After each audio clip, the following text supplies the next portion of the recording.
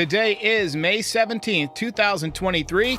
It's the 25th anniversary of David Wells' perfect game, and tonight the Yankees look to their ace, Gerrit Cole, to deliver a strong performance.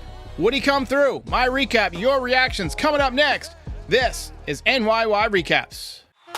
Welcome to Yankee Stadium. Just when they thought I was out, they pull me back in.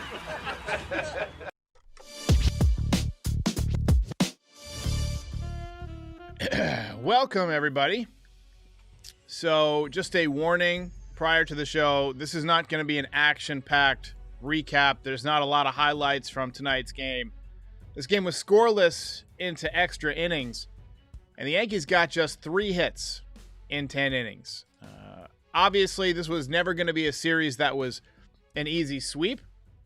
You'd like to win with your ace on the mound, especially when he gives you 6 shutout innings.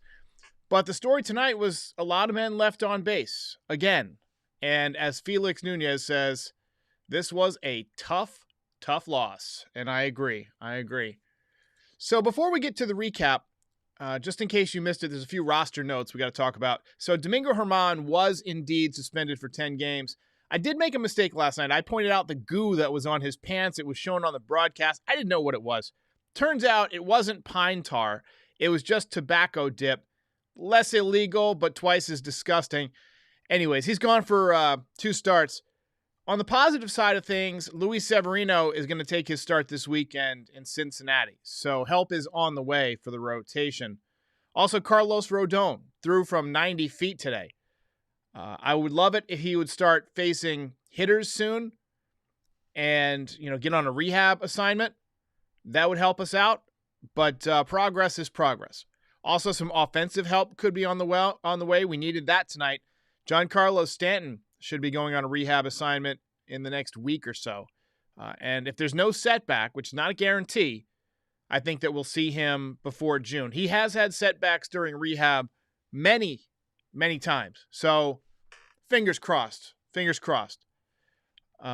field, I hate to drive over a bridge. It's one of those things. When I was a kid, I was riding in the back of the car, and my dad was driving us over over the Chesapeake Bay Bridge during a storm, a really violent storm. And he was kind of saying, oh, just to mess with me. Traumatized me. And since then, I've hated being on bridges, driving on bridges. And I get the same feeling when I'm reading about Giancarlo Stanton being in a rehab assignment. It's like that's how I feel about it. But hopefully once everybody's back, this team can go on a run. In June, the Yankees have the Dodgers, the White Sox, the Red Sox, the Mets, the Mariners, the Rangers, the Athletics, and then 1 game against the Cardinals. You got the Red Sox multiple times. You start off with the Dodgers, but other than that, you should beat the White Sox. The Mariners can be tough. Luis Castillo gives them fits, but you should pick up easy wins against the Athletics and hopefully the Cardinals. We'll see. I'm pretty sure Jordan Montgomery's going to shove against the Yankees, but anyway. Yankees defense got off to a tough start tonight. Errors on the first 2 plays of the game by Oswaldo Cabrera and by Gerrit Cole. Oswaldo Cabrera actually started at shortstop. Volpe came in later in the game. We'll talk about that. Bader made another outstanding catch in center field. Seems like every day he makes some kind of ridiculous play. He might be the best defensive center fielder that the Yankees have had in my lifetime, and that includes Bernie Williams. Bernie was great. What made Bernie fantastic was that he was very smooth, very reliable, but he didn't have much of an arm, and Bader's got a fantastic arm. Bernie was great at running balls down that he had to go get in Death Valley, so there was a deep fly ball towards, left center field towards that 399 sign. He would run it down because he had that sprinter's speed. Bader's got also fantastic speed. So, it's a toss-up, but I think Bader's probably a better defensive center fielder. Pretty much nothing happened for the first 6 innings. Gerrit Cole was solid, didn't have his great strikeout stuff. He had 6 strikeouts. He did give up 7 hits, but no runs. He threw some ground balls, got some double plays when he needed them, got out of some jams.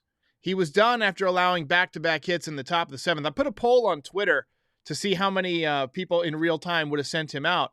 And at the time that he came back out to pitch, the poll was up to 69% of voters said they would leave him in. Boone did leave him in. He gave up 2 hits and then got yanked. Final line, 6 innings, 7 hits, no runs, 2 walks, 6 strikeouts. Overall, nice job. His ERA, as you can see on the screen, 2.01 on the season. Clay Holmes came in and worked his way out of the jam with a fantastic inning. It's just clear that he's a much better pitcher when he doesn't have to work the 9th inning. Just seems to get a lot more confidence in throwing strikes. So the Yankees have found their role for him. Chris Bassett had 20 scoreless innings coming in. And, sometimes you run into a hot pitcher. He kept it going. 7 shutout innings tonight. And that officially made this a bullpen game. And the Yankees bullpen has been kind of worn out lately. Yankees loaded the bases on walks in the top of the 8th. This might have been the biggest opportunity that they had. They pinch hit Anthony Volpe for Jake Bauers. And Volpe took a pitch probably too close to take inside part of the plate. Not the pitch he's looking for. Obviously, he caught some crap from Yankees fans on that one. I saw a lot of people, especially in my pregame chat, or pre-recap chat, kind of going nuts on that one. Twitter was tough on him. Look, that's just part of the growing pains. Still, got to remember, as much as we see him and as many great things as he's done, he's still only about 48 days into his major league career. And that's, I believe, the first time he's ever pinch hit with the bases loaded in a big situation like that. Hopefully as time goes on, he'll learn to kind of slow the game down in those situations. He did make up for it with a nice play the next inning, sort of a soft line drive behind shortstop. He caught it and made a quick shuffle pass to second base to get Biggio for a double play. So that was a big play. He stayed in the game, and he could have easily folded, but to make a big play like that, he did mess one up in the, I believe, the 10th inning, but it didn't end up mattering. Maybe it was the 9th inning. I don't know. But not a great night for Volpe, but hopefully with time he'll get better. Anyway, this game went to extra innings, and then Danny Jansen walked it off, 3-run home run off of Peralta, and the Yankees drop Game 3. Mission failed. We'll get them next time. Andrew says, can we send managers to the minors? I don't know if this one was particularly on Boone. I mean, the Yankees offense didn't hit. The game was 0-0 going into the 10th inning. So, the offense has got to do something. 3 hits. You can't win with 3 hits most of the time. You got to do better. See, this is the kind of take that I don't like. CWE Suns Valley says, Volpe playing like a bust. That just illustrates that you have a very poor understanding of the game. Anthony Volpe's on pace for a 3.5 WAR season. That's an outstanding season for a 21-year-old rookie. That's a pretty good season for anybody. I mean, just to say that just illustrates that you don't know what you're talking about. It's a really, really bad take. Anyway. Justin Infante says, we need Nestor to be nasty tomorrow. Let's go ahead and take a look at the box score. It was an ugly one. We can watch through some of the highlights, too. Obviously, Cole had it working early on the Heat, 99. This was another high fastball, gets lined to center field, and Bader lays out, makes a great catch. Just love the energy he brings. 98 above the zone. Doing a good job staying above the zone today. Gets the strikeout on the bender to Espinal. This was the pitch to Volpe. That looked like it was inside off the plate. It might have caught the plate a little bit, but, comes back and makes a great defensive play. You see the quick shovel pass right to second base to get the out. Double play. But Jansen with the home run to walk it off in the 10th. And yikes. All right, so let's take a look at the box score. Not a lot to talk about here. 0 for 5 out of the leadoff spot for Gleyber Torres. Judge 1 for 3, Bader 1 for 4, and Calhoun 1 for 3. Gaming Kid Joe has an interesting question. He says, why wouldn't you walk Jansen to load the bases right there. Well, Jansen's your number 8 hitter. He's hitting 188. You don't want to walk a guy who's hitting 188 because you think you could probably get him on a strikeout or a pop out, maybe some weak contact. But I do get setting up the double play there. Peralta had 1 out, and it was runners, I believe, on first and third. It was runners on first and third. So, I mean, I don't know. Just I don't know if you walk the bases loaded with a 188 hitter. You're just hoping, that you can get him to hit into a double play or something like that. Bassett, obviously, dominated player of the game, in my opinion. And Gerrit Cole, very nice start. 1.09 whip on the season now, so not allowing a ton of base runners. But overall, you'd like the Yankees to do a little bit better than they did tonight, especially offensively.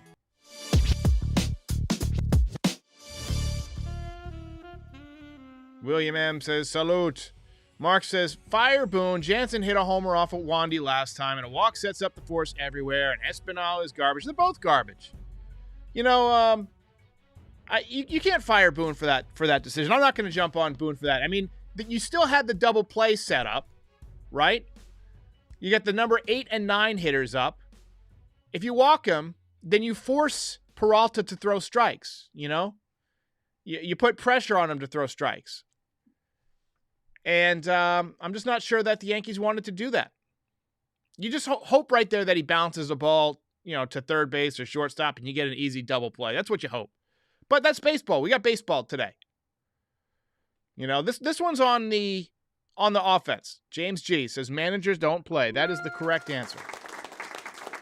Hydro says Nestor, who's pitching tomorrow, has to get better third time through the order. Absolutely. I think part of it was, he had that strep throat and he was winded kind of after that, the next start. I think the next one, I believe it was hot out and not to make excuses, but he wore down again. Maybe he needs to be in better condition. But tomorrow with, hopefully a cool Toronto night, maybe the roof closed and the air conditioning on, maybe he can have a big night. Although, the Jays have seen him a lot. They got a good right-handed lineup, and it's going to be tough. It's not going to be easy. We got Barrios on the mound, got a great slider, has given the Yankees trouble in the past. Tabor Talk says Jays deserve to win. Out-hit the Yankees 10-3. That's it. I mean, you got to get more hits. And good news, Mets walked off the Rays. Mets, I believe, now 21-23. Baba Ganoush says that Bader is legitimately a platinum glove contender, and I agree wholeheartedly. Absolutely, hey. He seems to just get really, really good jumps, and he's got a lot of speed. So it's like the total package there in terms of range. And then to top it off, he's got a great arm. We saw him make a couple of great throws over the weekend, I believe. Didn't end up, throwing anybody out, but he showed off, the arm strength. And, I mean, look, Montgomery's pitching great, but you've got a legitimate center fielder that if you want to re-sign, he's exactly the type of player that the Yankees need. Let's just hope he can stay healthy. Disgruntled YouTuber says, just wanted to say that Dylan Lawson still doesn't believe in math. Yeah, I still don't get that. How our hitting coach says he doesn't believe in hitting stats. That's an odd one to me. I mean, that's the metric that you use to judge how good you are at hitting. Number of hits, number of runs scored, batting average, on-base percentage.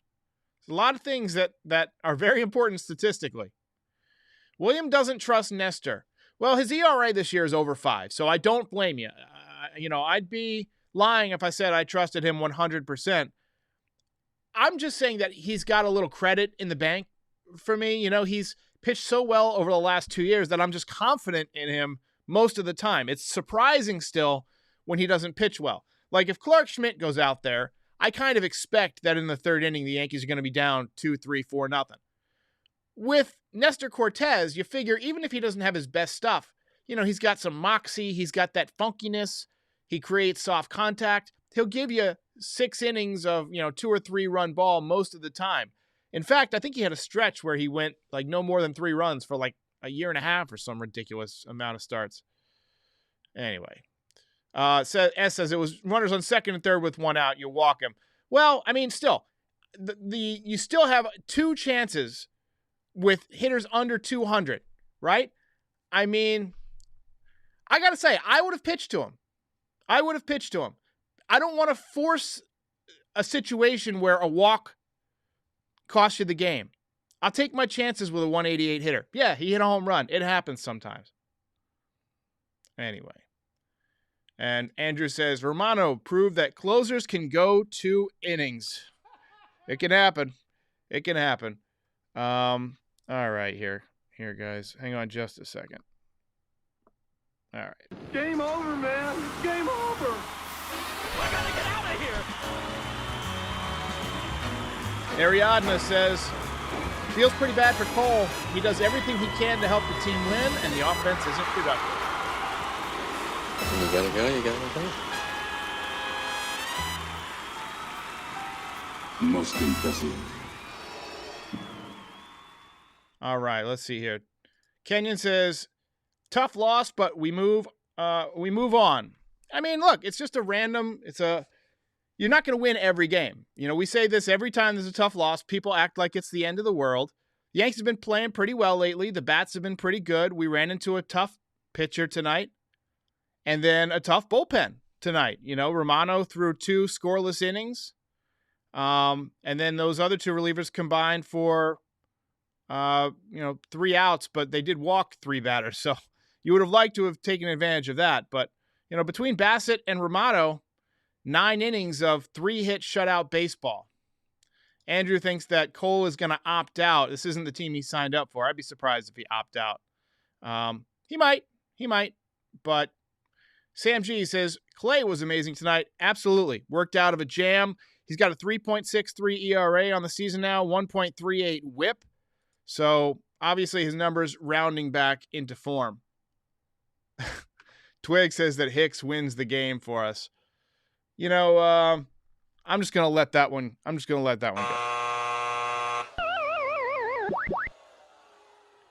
James says, we can't win them all. We'll take 2 out of 3. We've already taken 2 out of 3. We'd like to take 3 out of 4.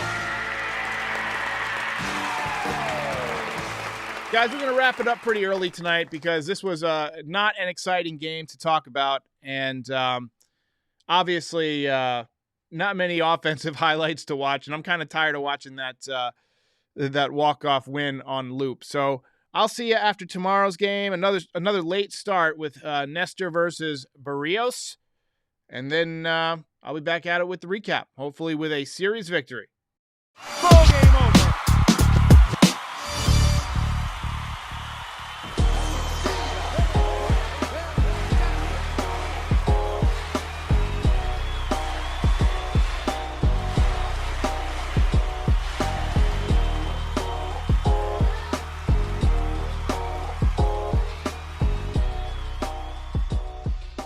Most impressive.